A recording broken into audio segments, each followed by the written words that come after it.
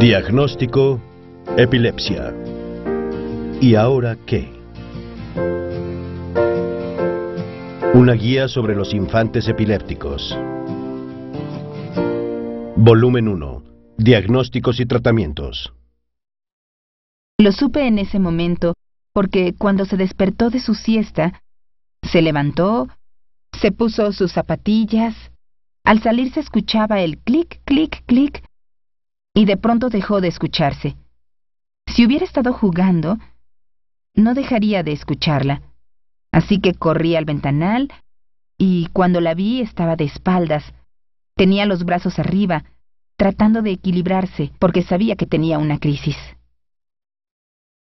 Solo mi pie izquierdo se entumeció. Se me durmió y me temblaba.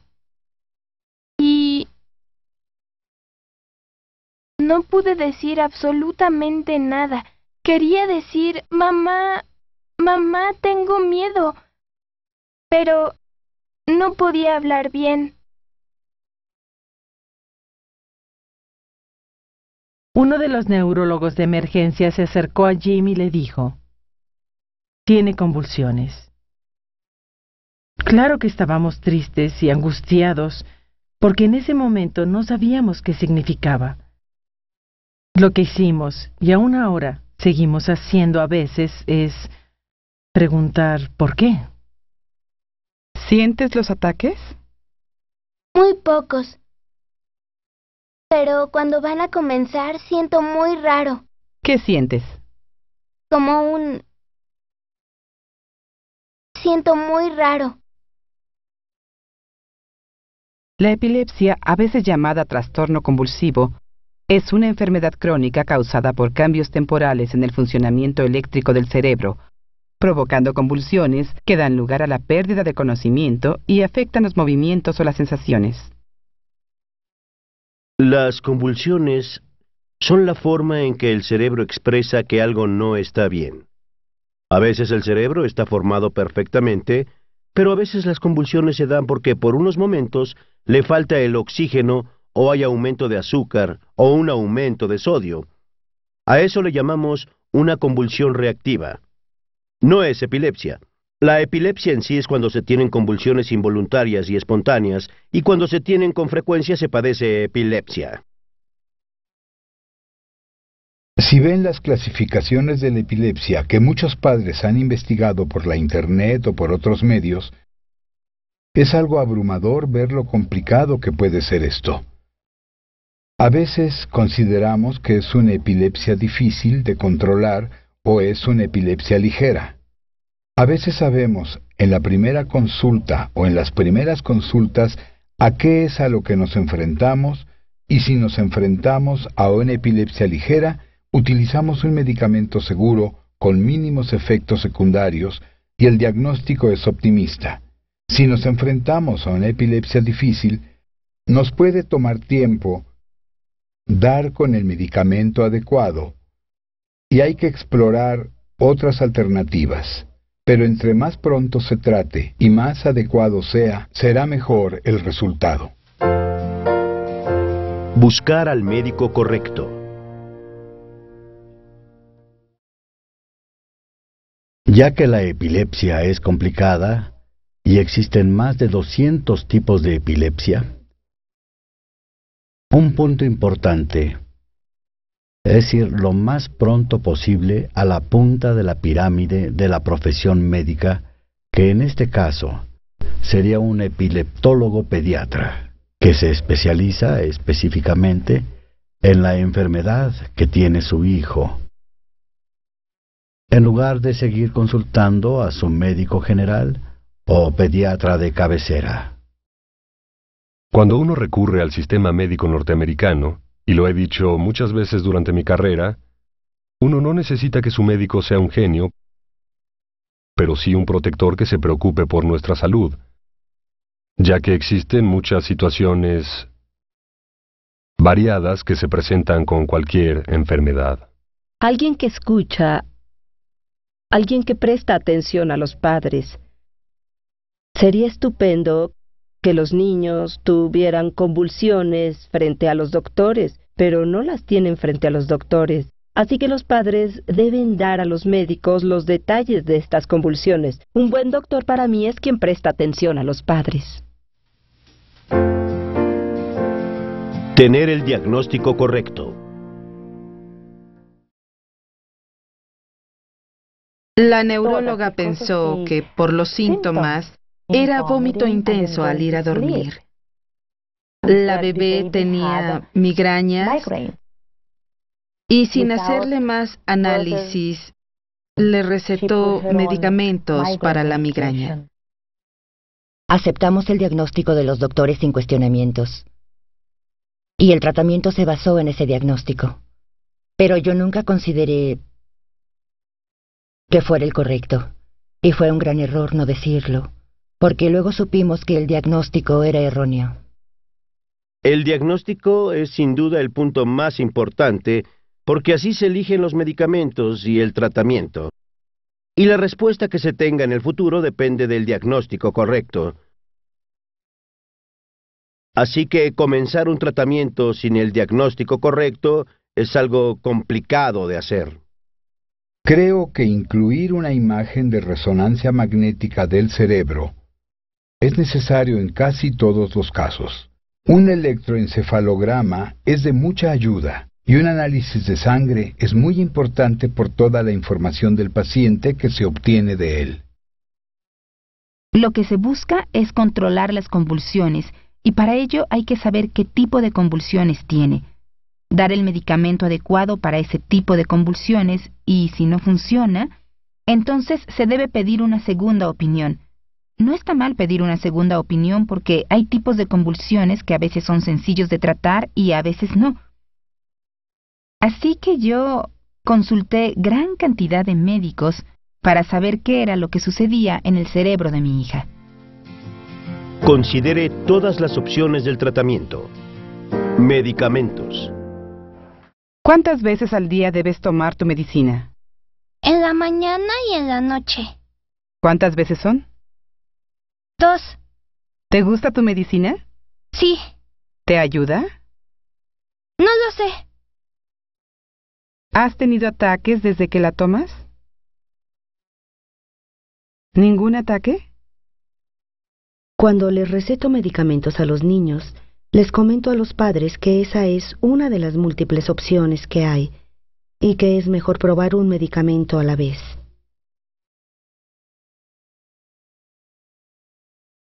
Los medicamentos muchas veces se eligen basándose en los efectos secundarios que pueden tener, a lo que la persona o el niño podría ser alérgico.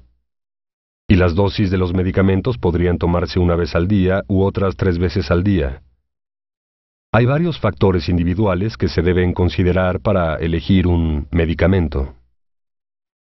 En términos generales, con los medicamentos que inhiben la actividad convulsiva, debe considerarse el hecho de que son inhibidores del sistema nervioso central. Son depresivos. Considerando esto, hay medicamentos que tienen un efecto sedante, medicamentos que producen sueño, reacciones así. Es cuestión de equilibrio. Al darle ese medicamento, nos preguntábamos cómo reaccionaría durante el día, en la escuela o al estar despierta. Solo hay que equilibrar la dosis del medicamento y su estado de conciencia. En los niños, muchas de estas drogas producen un efecto secundario contrario. ¿De acuerdo? De hecho, podrían estimularlos. Hay unas drogas que los altera, que los pone muy mal, que están molestos todo el tiempo, y hay otras con las que parecen estar sedados, solo duermen y todo lo hacen con desgano. Si se pueden evitar por completo las convulsiones, esa es otra cuestión diferente. Si no se pueden evitar por completo las convulsiones, los efectos secundarios de los medicamentos parecen tener más importancia que la disminución de un 50% de las crisis convulsivas. De tener 6 convulsiones en un mes a 3 al mes, pero padeciendo los efectos secundarios del medicamento, para mucha gente no vale la pena a pesar de que mejoraría la calidad de vida. Se niegan a seguir ese tratamiento o a tomar ese medicamento. Cuando se cambia un medicamento que no funcionó a otro, Aunque uno no crea que no está haciendo nada, se debe retirar lentamente. No se puede dejar de tomar de un día para otro. Así que es importante seguir las instrucciones del médico antes de cambiar a otro. A veces se deben tomar los dos por varios días. Los anticonvulsivos controlan las convulsiones, no las curan. ¿De acuerdo? Mucha gente cree que por tomar el medicamento la epilepsia desaparecerá. A veces los anticonvulsivos las controlan por completo, pero se debe seguir el tratamiento. Es obvio que tomar medicamentos no implica que desaparecerá. Durante casi 2 años no tuvo convulsiones y cuando disminuyeron la dosis volvió a tenerlas. Cada vez que disminuyen la dosis, vuelve a presentarlas. ¿Qué pasa si olvidas tomarlos? Si olvido tomarlos una vez al mes, no hay problema, pero si fuera diario, quizá tendría alguna convulsión. Son pocos los efectos secundarios. Son más los beneficios del medicamento, pero desde que cambió a las cápsulas ya no está tan fatigada y no ha tenido ataques fuertes, ataques graves. Está contenta, animada y se siente bien. Tenemos buenos resultados con la mayoría de los pacientes, pero 1/3 de ellos tiene lo que llamamos convulsiones refractarias a la medicación. Es un hecho muy bien establecido que si no se controla a un paciente con 3 medicamentos, hay menos del 5% de probabilidades de que a ese paciente se le pueda controlar con otro medicamento. No significa que no pueda pasar, pero es muy bajo el porcentaje de que en ese punto se pruebe con otras opciones y se obtenga un buen resultado. Cirugía.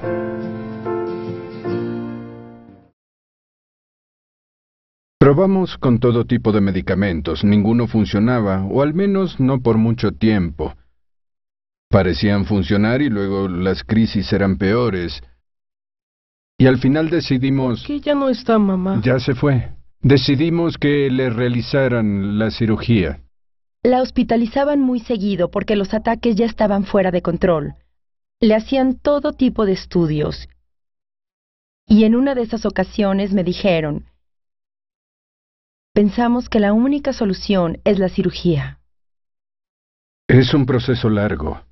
Se toman varios electroencefalogramas, resonancias magnéticas, tomografías por emisión de positrones para saber lo que sucede en el cerebro, incluyendo un monitoreo con electroencefalograma de 24 horas, o a veces hasta de 48 horas.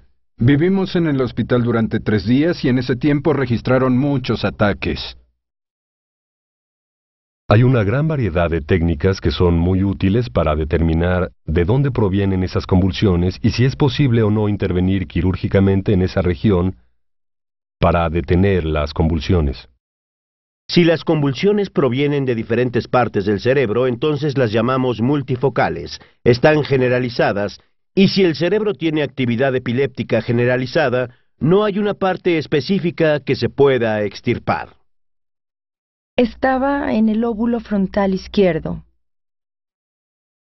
junto al área motora. ¿En dónde? Justo aquí. Tranquila.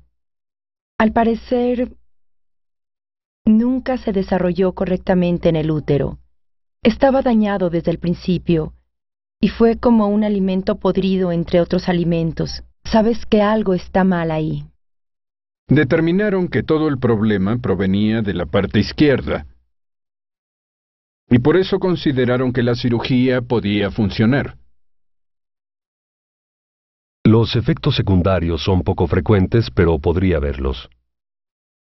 Todo depende de qué área del cerebro se vaya a operar. Si se interviene cerca del área motora, el riesgo de que haya una falla motriz es más grande. Si se opera cerca del área del lenguaje, el riesgo de una falla en el lenguaje es más grande. Así que el riesgo depende del lugar donde se planee intervenir. Lo que pensé es que valía la pena intentarlo. Las posibilidades eran buenas. Y las ventajas eran muchas.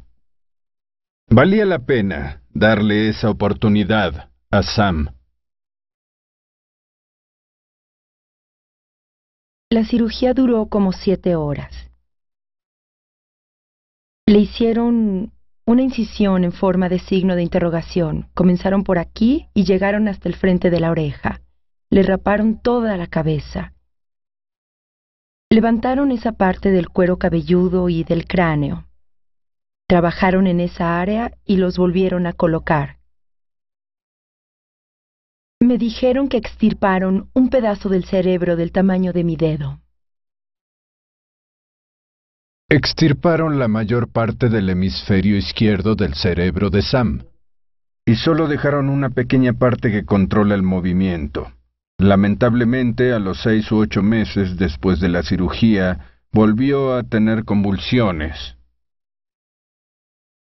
Y al año de la cirugía, las convulsiones eran similares a las que presentaba antes de la cirugía. Quizá no tan graves y quizá no tan fuertes, pero sí con la misma frecuencia. Soy la única que lee bien. ¿Dónde está tu cicatriz? ¿Ahí? Fue como la noche y el día. Antes de la cirugía había veces que tenía convulsiones 75 o 100 veces al día y no podía caminar, ni hablar, ni comer nada. Y con la cirugía ya no las tuvo. Todo cambió. Creció mucho y pudo hacer las cosas de manera normal. Pudo ponerse al corriente en su aprendizaje y su vida social, pues antes no podía hacer nada. Ahora está en un grupo normal y lee mejor que otros niños de su salón. Es algo sorprendente. Dieta cetónica. Primero que nada, ningún neurólogo me comentó nada sobre esto. Lo que pasó es que probaron todos los medicamentos disponibles en 1993 y ninguno funcionó. Y luego probaron con la cirugía, pero tampoco funcionó. Prácticamente consultamos a muchos de los neurólogos, pediatras de todo el país. Pero seguía teniendo convulsiones. Y ninguno de ellos alguna vez mencionó la dieta cetónica. Quería saber cómo iba a ser su vida, cómo iba a ser nuestra vida familiar, y comencé a leer y siempre mencionaban la dieta cetónica. Así que investigué qué era la dieta cetónica. Y era una dieta que afirmaba detener las convulsiones en 1/3 de los niños que seguían esa dieta y disminuirlas considerablemente en otro tercio y no tener efecto en otro tercio.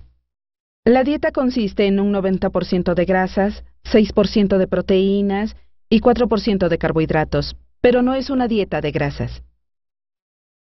Hace que el cuerpo obtenga la energía de la grasa en lugar de los carbohidratos y los azúcares, y el subproducto de la quema de la grasa para obtener energía son los cetones. Y se cree que al llegar estos cetones al cerebro, inhiben las convulsiones. Los medicamentos no le funcionaron a Lidia. Uno de ellos agravó las convulsiones y los otros 2 que probamos no tuvieron ningún efecto para controlarlos. Son muchos los efectos de las convulsiones que han afectado considerablemente su desarrollo. Así que decidimos que siguiera una dieta cetónica. Dime. ¿Quieres ayudarme a preparar el desayuno? Está bien. La dieta cetónica era el tratamiento que se empleaba hasta los años 40, cuando los medicamentos aparecieron. Y claro que con la aparición de estos, dejó de emplearse la dieta. No todos son candidatos para seguir la dieta.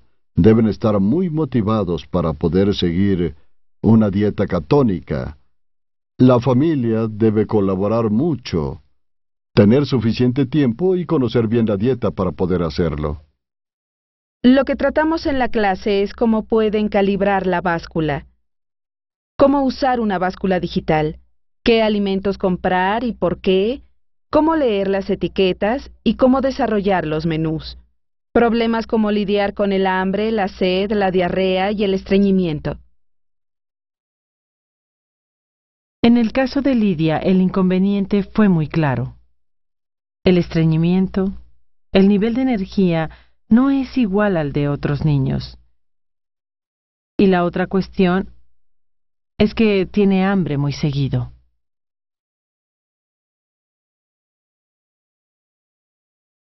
Y la parte más difícil para ella es que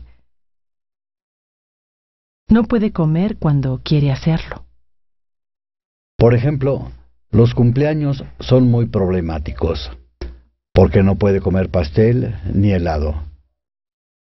Pero desde nuestra perspectiva, 3 o 4 ataques al día, con pastel de cumpleaños, comparado con ningún ataque al día, sin pastel de cumpleaños, es mucho mejor. Depende de cada individuo si la dieta funciona. Se puede ver una disminución de ataques, una disminución en la intensidad, en la frecuencia, y se ve una mejor calidad de vida. ¿Tiene azúcar? Nada de azúcar, nada de azúcar. Charlie ya no tiene ataques. Ahora está en la escuela en 3er grado y le va muy bien. Es muy sonriente, toca el piano, es un niño feliz, así que ahora es un niño sin ataques y no toma medicamentos. La dieta cetónica ha sido milagrosa para Lidia. Ya le quitamos los medicamentos. Todos. No toma medicamentos, solo sigue la dieta. Usamos una versión modificada que no es tan estricta y ella está muy bien y su desarrollo está mejorando.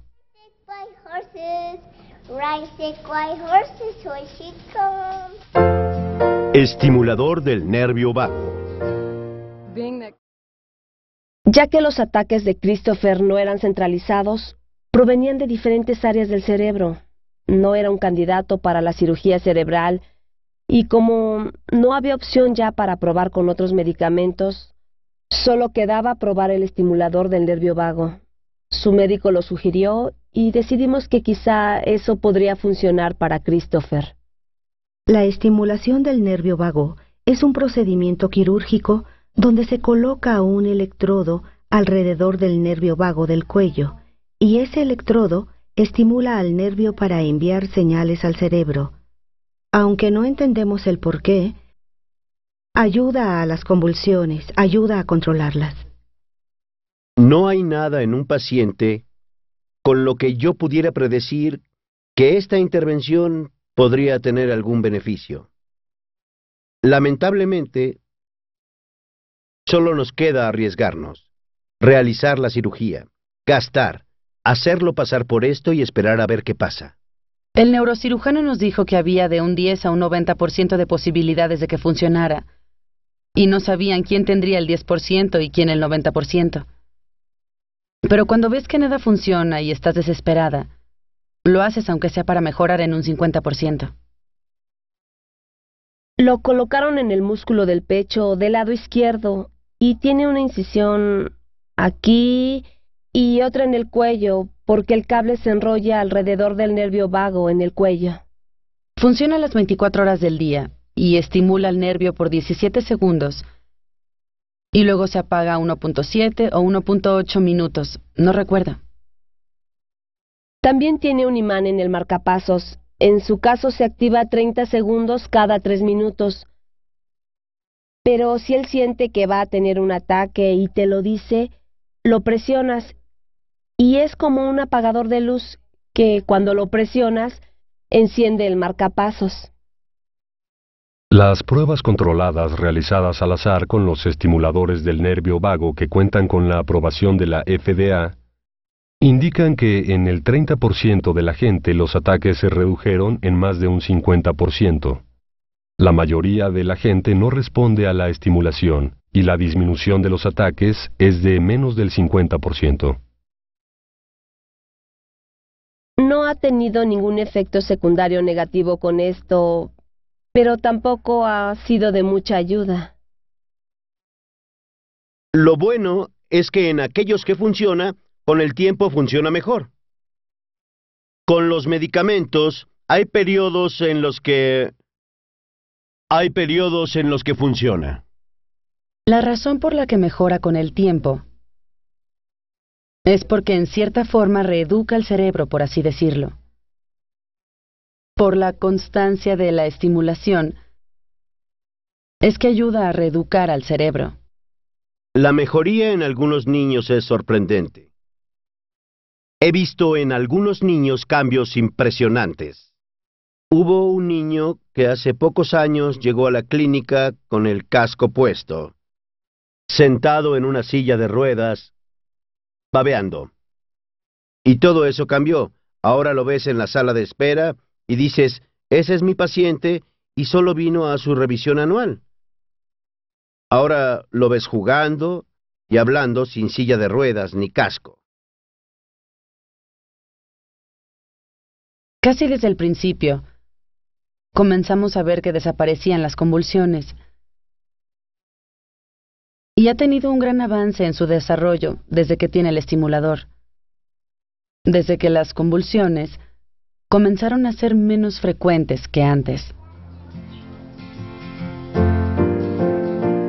Terapias complementarias. Hay una amplia variedad de medicinas alternativas y tratamientos alternativos que dicen ser efectivos para la epilepsia.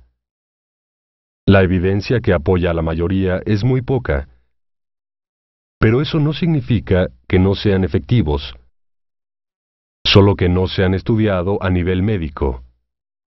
Hay un estudio, una prueba controlada al azar sobre la yoga como tratamiento para la epilepsia, que indica que las técnicas de yoga son más efectivas que emplear ejercicios de relajación.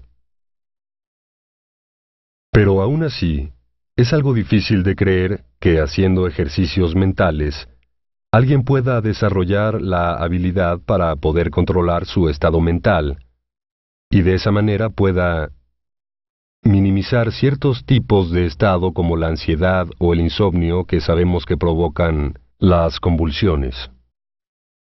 Para mí, si ese tratamiento no es peligroso, entonces puede ser útil. Yo generalmente los acepto, pero no creo que muchos epileptólogos occidentales conozcan mucho sobre los tratamientos alternativos, como lo es la homeopatía y demás opciones. Pero considero importante que se tomen en cuenta, porque los están utilizando gran número de pacientes. Creo que lo importante cuando consultas a un médico de ese tipo es preguntar si ha tratado antes a un niño con epilepsia, si ha tenido logros en esa área. Y creo que es muy raro que uno encuentre a alguien que tenga suficiente experiencia en eso. Ya que no sabemos todo sobre la epilepsia y no conocemos cuáles son los detonantes de las convulsiones, generalmente lo sabes después de que el niño presentó la actividad convulsiva, se debe tener mucho cuidado al utilizar hierbas o alguno de estos tratamientos alternativos, porque se sabe que algunos de ellos provocan o desencadenan convulsiones en algunas personas. Así que hay que tener mucho cuidado e investigar y consultar a profesionales e informarse. Estamos viendo a un médico osteópata que la está tratando y que comenzó a limpiar su cuerpo porque su hígado estaba muy dañado por tanta medicina y también por la dieta. Así que, tomando las precauciones, probamos esta opción que le ayudaría a sus funciones corporales básicas y le ayudó mucho. Este año ha estado muy sana, como nunca antes. Y de tener convulsiones 75 a 100 veces al día, ahora tiene menos de 12. Regresó a la escuela y puede concentrarse. Con una serie de tratamientos osteopáticos, ahora ya ni recuerdo la última vez que se enfermó. Y eso es raro, porque se enfermaba por lo menos una vez al mes de algo.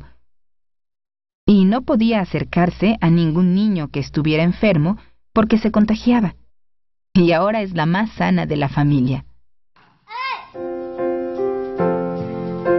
Buscando una cura.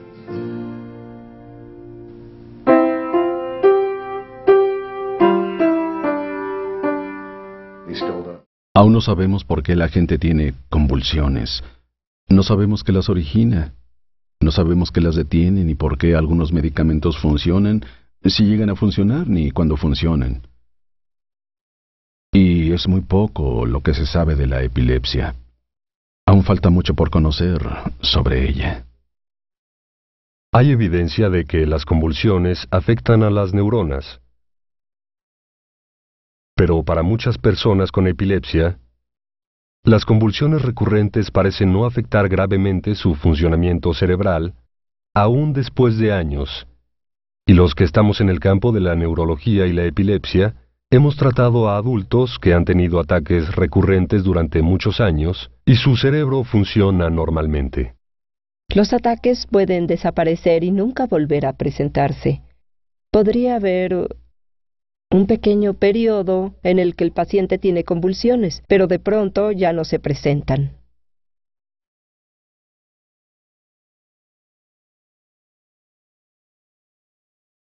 ¿Tienes un ataque? Le está dando un ataque. ¿Quieres recostarte? Recuéstate en mami unos minutos.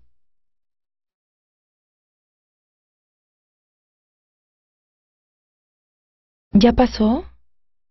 ¿Aún no?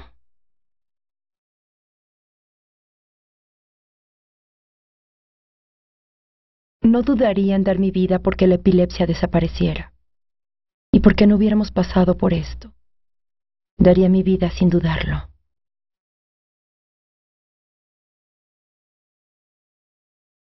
¿Ya estás bien?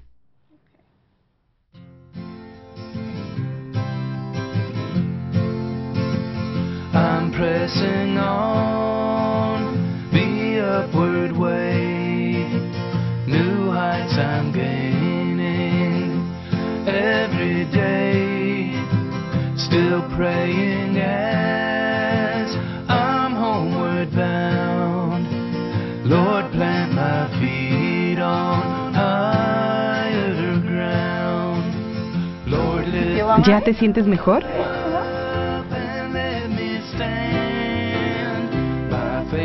Es muy desgastante.